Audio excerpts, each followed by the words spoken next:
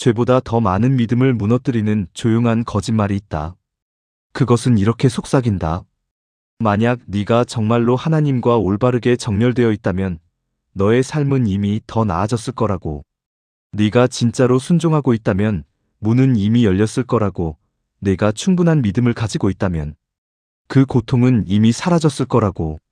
하지만 만약 너의 고통이 버림받음이 아니라면, 그것이 공격도 아니라면 진짜 질문이 왜 하나님은 나를 축복하지 않으실까가 아니라 지금 하나님은 나에게 정확히 무엇을 하고 계실까라면, 어떤 사람들은 한 번도 결과를 직면하지 않았기 때문에 갇혀 있다. 그리고 어떤 사람들은 어제의 자신이 감당할 수 없었던 더 큰 무언가를 위해 빚어지고 있기 때문에 고통받고 있다. 이 둘을 구분하지 못하면 너는 훈련을 처벌로 해석하고 결과를 박해로 해석하게 될 것이다. 그리고 이 혼란은 인생의 몇 년을 앗아간다. 오늘 우리는 이 환상을 한 겹씩 벗겨낼 것이다. 하지만 그 답은 네가 지금까지 마주하기를 피해왔던 것들을 건드릴 수 있다. 믿음을 안에서부터 잠식하는 또 하나의 조용한 비교가 있다.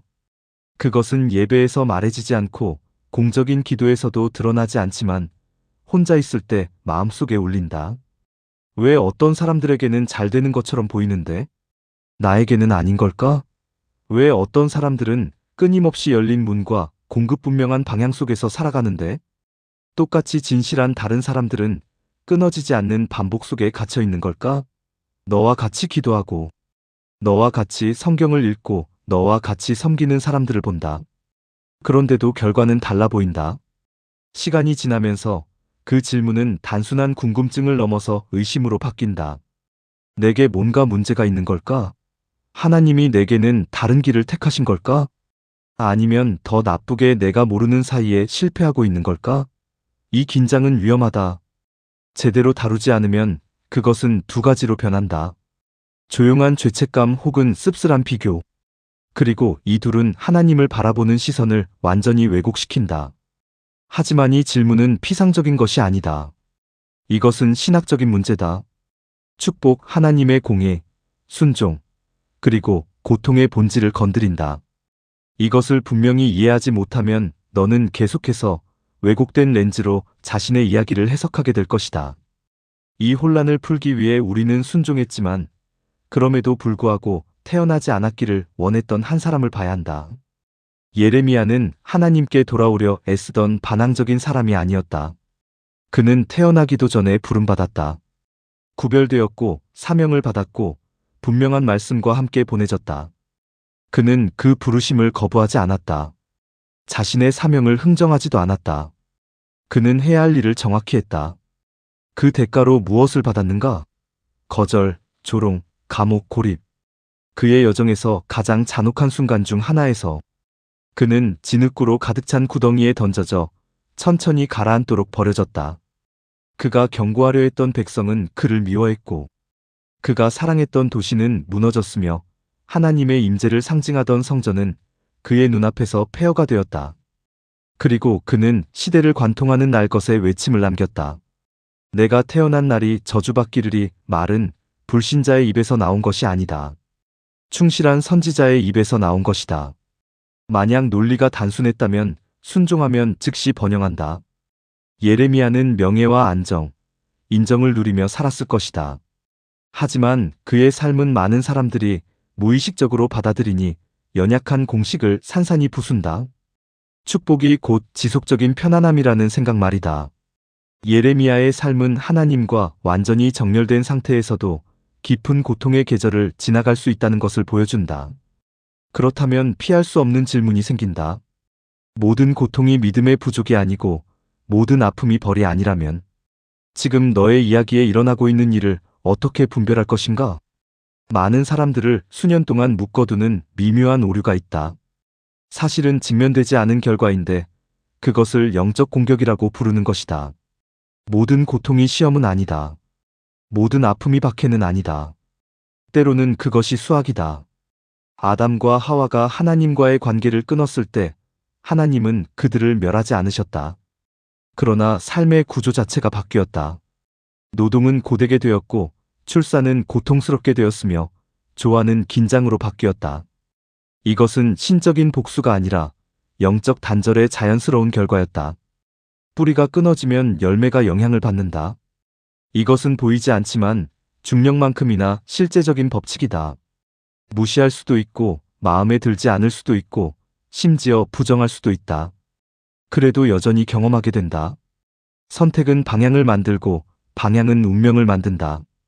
저주 때문이 아니라 쌓인 교만 때문에 무너지는 관계들이 있다. 원수의 공격이 아니라 수년간의 무분별함의 결과로 오는 재정 위기들이 있다.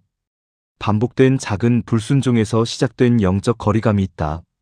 결과를 박해로 착각하는 것은 위험하다. 그것은 진정한 회개를 막기 때문이다. 그리고 회개 없이는 재정렬도 없다. 하지만 여기에는 긴장이 있다. 스스로 만든 것이 아닌 고통을 깊이 겪는 것도 가능하다. 그렇다면 어떻게 분별할 것인가? 내가 심은 것을 거두고 있는 것인지, 아니면 더 큰 무언가를 위해 빚어지고 있는 것인지 어떻게 알 수 있을까? 그 답은 많은 사람들이 감히 취하지 못하는 태도에서 시작된다. 욥은 며칠 사이에 모든 것을 잃었다. 자녀, 재산, 건강, 안정. 그의 친구들은 와서 그의 곁에 앉아 7일 동안 침묵했다. 놀랍게도 그 7일이 그 책에서 가장 좋은 시간이었다. 문제는 그들이 설명하기 시작했을 때 시작됐다. 엘리바스, 빌닷, 소발은 체계적인 신학을 가지고 있었다. 하나님은 공의로우시다. 하나님은 선을 보상하고 악을 벌하신다. 그러므로 욥이 고통받는다면 그는 죄를 지었을 것이다. 단순하다. 논리적이다. 일관된다. 그리고 완전히 틀렸다. 그들은 숨겨진 무가가 있다고 주장했다. 그 정도의 고통은 숨겨진 죄의 직접적인 결과일 수밖에 없다고 말했다. 그들은 영적인 논리와 경건한 언어, 심지어 하나님의 성품에 대한 참된 진술까지 사용했다. 하지만 모든 것을 잘못된 맥락에 적용했다. 결국 하나님께서는 그들이 하나님에 대해 옳게 말하지 않았다라고 선언하신다. 이것은 두려운 일이다. 왜냐하면 성경적 원리를 알고 있으면서도 그것을 잘못 사용해 부당하게 정죄할 수 있다는 뜻이기 때문이다. 하나님의 공의를 옹호하면서도 동시에 하나님의 마음을 왜곡할 수 있다는 의미다. 하지만 반대로도 똑같이 위험하다. 스스로를 점검하지 않기 위한 방패로 욥을 사용하는 것이다. 사실은 분명히 다루어야 할 패턴이 있는데도 나는 시험받고 있다고 말하는 것 말이다.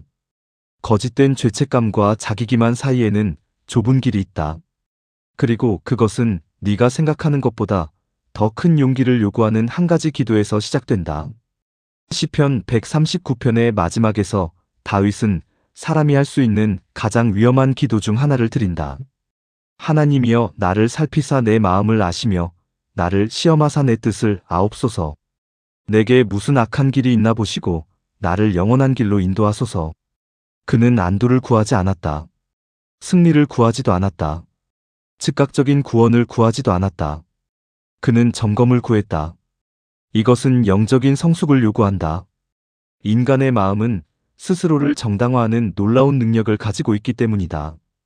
예레미야 17장 9절은 마음이 거짓되고 심히 부패했다고 말한다.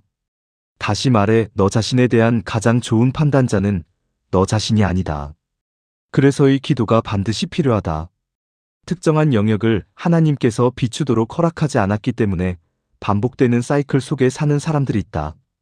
그들은 회개보다 영적 전쟁을 선택하고 내면의 패턴을 직면하기보다 환경을 탓한다. 하지만 분명히 하자. 점검은 정죄가 아니다. 하나님은 모욕하기 위해 드러내지 않으신다. 회복하기 위해 드러내신다. 드러내는 빛은 동시에 치유하는 빛이다. 갇혀있는 상태에 머무는 사람과 지속적인 변화의 흐름을 경험하기 시작하는 사람을 가르는 진짜 차이는 여기에 있다. 스스로를 방어하지 않고 교정을 받아들이는 태도에 있다. 무언가 잘못되었음을 인정하는 것은 너를 작게 만드는 것이 아니라 너를 바로잡는다. 하지만 여기서 중요한 점이 있다. 깨닫는 것만으로는 충분하지 않다. 하나님이 보여주신 이후에는 움직임을 기대하신다. 아브라함은 어떤 안정감도 무너뜨릴 수 있는 명령을 받았다. 너의 땅과 친척과 아버지의 집을 떠나 내가 내게 보여줄 땅으로 가라. 지도 없었다. 구체적인 목적지도 없었다. 편안함에 대한 보장도 없었다. 히브리서 11장 8절은 거의 당황스러울 정도로 간단하게 말한다. 그는 어디로 가는지 알지 못하고 떠났다. 순서를 보라. 먼저 움직임. 그 다음에 점진적인 계시. 축복은 출발점이 아니라 정렬의 결과였다. 많은 사람들이 약속이라고 부르는 것을 경험하지 못하는 이유는 순종하기 전에 완전한 확실성을 기다리기 때문이다. 절대적인 확증, 안정된 환경, 계산된 위험을 원한다. 하지만 믿음은 무모함이 아니면서 동시에 마비도 아니다. 신중함과 영성으로 포장된 지연 사이에는 미묘한 차이가 있다. 시간이 지나면서 분명한 지시를 무시하면 무언가가 굳어지기 시작한다. 즉각적이지 않다. 점진적이다. 히브리서 3장 15절은 경고한다. 오늘 너희가 그의 음성을 듣거든 너희 마음을 완고하게 하지 말라. 핵심은 오늘이다. 완고해진 마음은 소리를 내지 않는다. 단지 반응하지 않을 뿐이다. 그리고 때로는 누군가가 수년 동안 짊어지고 있는 무게가 하나님이 분명히 말씀하셨던 단 한순간의 침묵으로 응답했던 것에서 시작되기도 한다. 하지만 움직임이 중요하다면 더 깊이 물어야 할 질문이 하나 있다. 요한복음 5장에서 예수님은 38년 동안 병들어 있던 한 사람에게 다가가신다. 38년 동안 기회를 기다렸고 38년 동안 같은 상태에 묶여 있었다. 예수님은 그를 보시고 불필요해 보이는 질문을 하신다. 네가 낫고자 하느냐? 왜 거의 40년 동안 병을 앓아온 사람에게 그런 질문을 했을까? 왜냐하면 모든 말로 표현된 바람이 실제 결단은 아니기 때문이다. 그 사람은 네라고 대답하지 않는다. 대신 문제를 설명한다. 나를 뭐에 넣어줄 사람이 없습니다. 그는 도움의 부재를 지적한다. 외부적인 한계를 설명한다. 예수님의 질문은 의지에 대한 것이었지만 그의 대답은 상황에 대한 것이었다. 우리는 얼마나 자주 같은 행동을 하는가? 변화를 원한다고 말하면서도 곧바로 장애물들을 나열한다. 변화를 원한다고 말하면서도 지금 상태를 유지하기 위한 아주 그럴듯한 이유들을 제시한다. 예수님은 그 설명을 논쟁하지 않으신다. 대신 명령을 내리신다. 일어나 내 자리를 들고 걸어라. 치유는 움직임 이전에 온 것이 아니다. 순종하는 행동 속에서 나타났다. 그 사람은 여전히 할 수 없다고 느끼는 상태에서 행동해야 했다. 여기 핵심이 있다. 때로는 조건이 바뀌면 그때 순종하겠다고 기다린다. 하지만 하나님 나라에서는 많은 경우 순종하는 동안 조건이 바뀐다. 어쩌면 너는 물이 움직이기를 기다리고 있을지도 모른다. 이미 말씀이 선포되었는데도 그래서 피할 수 없는 질문이 생긴다. 너는 정말 하나님을 기다리고 있는가? 아니면 이미 하라고 하신 일을 미루고 있는 것인가? 기다림에는 한 가지 성숙한 형태가 있다. 그것은 준비시키고 자리를 잡게 하고 마음을 정렬시킨다. 하지만 또 다른 형태가 있다. 더 위험한 형태로 두려움을 감추기 위해 영적인 언어를 사용하는 기다림이다. 엘리야는 하늘이 완전히 맑은 상태에서도 비를 선포했다. 그리고 산에 올라가 기도했다. 종에게 지평선을 보라고 한 번, 두 번, 세 번 시켰다. 7번째 손바닥만 한 작은 구름이 나타났다. 거의 아무것도 아닌 수준이었다. 하지만 엘리야는 이미 모든 것인 것처럼 움직였다. 비는 움직임 속에서 왔다. 이것은 하나의 영적 패턴을 드러낸다. 성경적 믿음은 세련된 수동성이 아니다. 받은 말씀에 근거한 행동이다. 많은 사람들이 하나님을 기다리고 있다고 말하지만 실제로는 불편한 결정을 피하고 있다. 두려움을 신중함이라고 부르고 미루는 것을 분별이라고 부른다. 모든 것을 결정짓는 질문은 단순하고 직설적이다. 하나님이 이미 분명하게 말씀하셨는데도 계속 미루고 있는 것이 있는가? 이미 지시가 주어졌다면 기다림은 미덕이 아니다. 조용한 저항이다. 방향이 없는 것과 이미 온 방향을 무시하는 것은 다르다. 이 내용이 내 삶의 특정 영역을 찌르고 있다고 느낀다면 그것은 의도된 것이다. 지금 채널을 구독하고 이 영적 재건의 여정을 계속하라. 우리가 여기서 쌓고 있는 것은 네가 자신의 이야기를 해석하는 방식을 완전히 바꿀 수 있다. 왜냐하면 다음 단계가 축복이 실제로 어디서 시작되는지를 드러내기 때문이다. 요한복음 15장에서 예수님은 단순하지만 매우 깊은 비유를 사용하신다. 나는 포도나무여 너희는 가지다. 가지가 열매를 맺기 위해 애써야 한다고 말하지 않으신다. 가지는 머물러야 한다고 말씀하신다. 열매는 결과다. 결은 우선이다. 가지가 포도나무에서 멀어지기 시작하면 즉시 마르지 않는다. 먼저 흐름이 줄어든다. 그 다음 잎이 생기를 잃는다. 그리고 나중에야 열매 없음이 드러난다. 점진적인 과정이다. 영적인 삶도 마찬가지다. 어느 날 갑자기 완전히 하나님과 단절된 상태로 깨어나는 사람은 없다. 작은 우선순위의 뒤바뀌김, 작은 습관의 방치, 작은 나중에 하지 뭐. 그렇게 서서히 감각이 둔해진다. 기도는 깊이를 잃고 말씀은 일상이 되고 예배는 내적인 참여 없는 외적인 참석이 된다. 하나님이 멀어진 것이 아니라 연결이 약해진 것이다. 이 맥락에서 축복은 하늘에서 떨어지는 외부의 사건이 아니다. 근원의 정렬된 삶에서 흘러나오는 자연스러운 흐름이다. 열매가 부족하다면 첫 질문은 축복이 어디 있지가 아니라 내 연결 상태는 어떤가여야 한다. 상황의 변화를 찾기 전에 어쩌면 친밀함을 회복해야 할지도 모른다. 그리고 이 일상의 신실함이 어떻게 운명으로 이어지는지 이해하기 위해 겉보기에는 단순하지만 구속의 계보를 바꾼 한 이야기를 봐야 한다. 나오미가 베들레헴으로 돌아가기로 결심했을 때 주변은 모두 상실처럼 보였다. 남편은 죽고 아들들도 죽고 미래는 불확실했다. 길에서 그녀는 며느리들에게 말한다. 너희는 너희 땅으로 돌아가라. 오르바는 울고 시어머니에게 입맞추고 돌아간다. 룻은 반대로 행동한다. 남는다.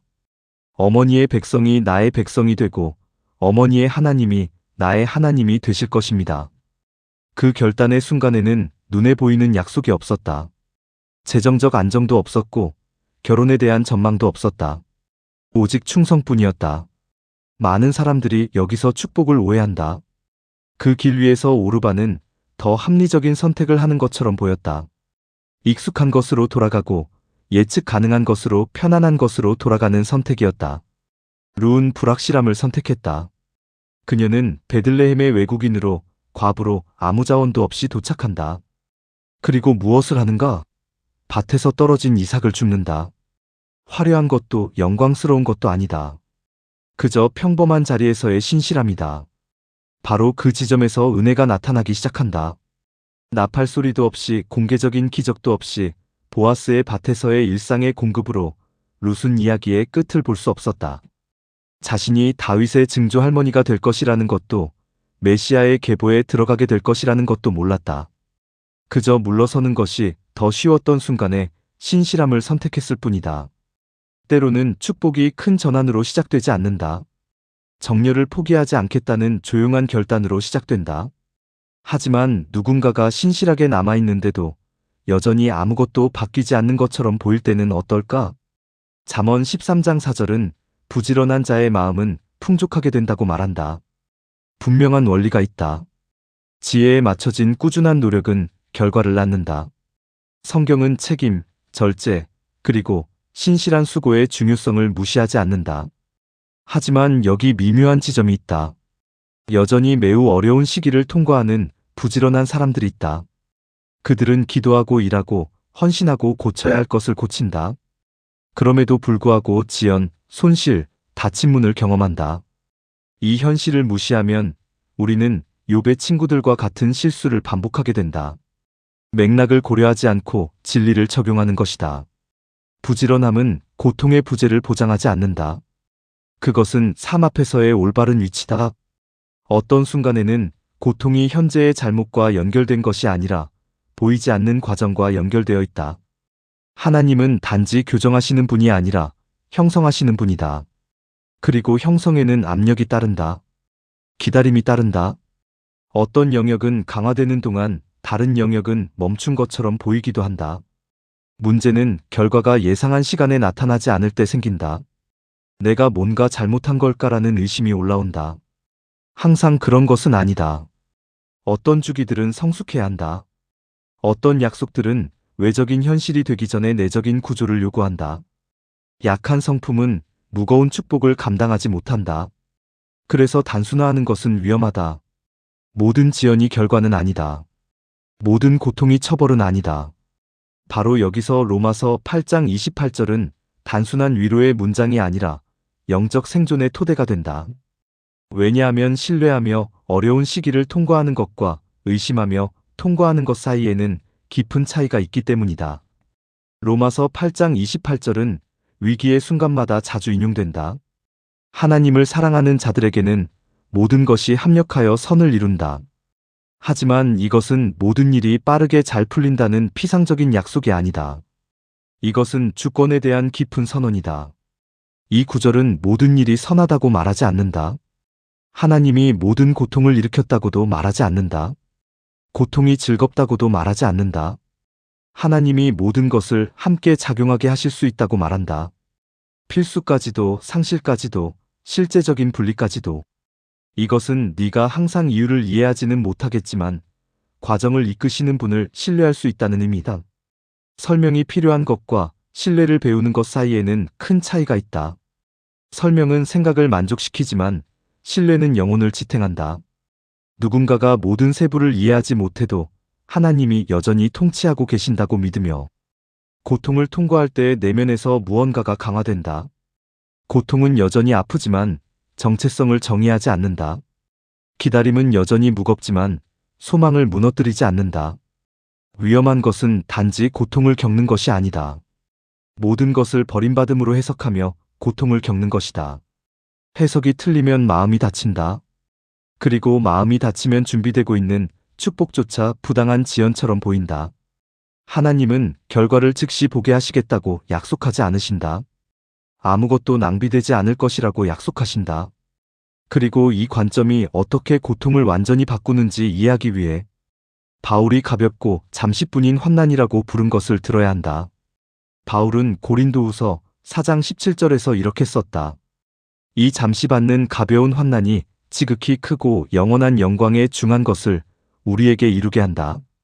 이 문장을 빠르게 읽으면 단순히 아름다운 표현처럼 보인다. 하지만 바울의 삶을 떠올리면 이 선언은 거의 충격적으로 느껴진다. 그는 매를 맞았고 감옥에 갇혔으며 박해를 받았고 배신을 당했으며 난파를 겪었고 굶주렸으며 끊임없는 죽음의 위협 속에서 살았다. 그런데도 이 모든 것을 가볍고 잠시뿐이라고 불렀다. 어떻게 가능했을까? 고통이 작아서가 아니다. 더 큰 것과 비교하고 있었기 때문이다. 바울은 고통을 축소하지 않았다. 그것을 관점 속에 두었다. 영원히 계산에 들어오면 현재의 무게는 차원이 달라진다. 현실이 아니게 되는 것이 아니라 결정적인 것이 아니게 된다. 여기 핵심이 있다. 모든 고통은 무언가를 만들어낸다. 쓰라림을 만들거나 영광을 만들어낸다. 차이는 그것을 어떻게 통과하느냐에 있다. 고통을 부당한 처벌로 해석하면 너를 굳어지게 만든다. 주권적인 하나님 아래에서의 형성으로 해석하면 너를 깊어지게 만든다. 바울은 순간을 넘어보았다. 성품이 다듬어지고 있었고 의존이 강화되고 있었으며 일시적인 것 속에서 영원한 것이 만들어지고 있다는 것을 알았다. 그래서 질문이 그 어느 때보다 정확하게 돌아온다. 지금 너의 고통은 너 안에서 무엇을 만들어내고 있는가? 그 대답이 너의 다음 걸음을 결정한다. 우리는 한 가지 조용한 질문으로 시작했다. 왜 어떤 사람들에게는 되는 것처럼 보이고 어떤 사람들에게는 아닌 것처럼 보일까? 이 여정을 통해 우리는 예레미야가 순종했음에도 고통을 겪었다는 것을 보았다. 욥의 친구들은 신학적으로 정리되어 있었지만 완전히 틀렸다는 것도 보았다. 결과는 박해가 아니지만 모든 고통이 벌도 아니라는 것도 보았다. 우리는 점검이 재정에 앞선다는 것을 보았다. 아브라함은 이해하기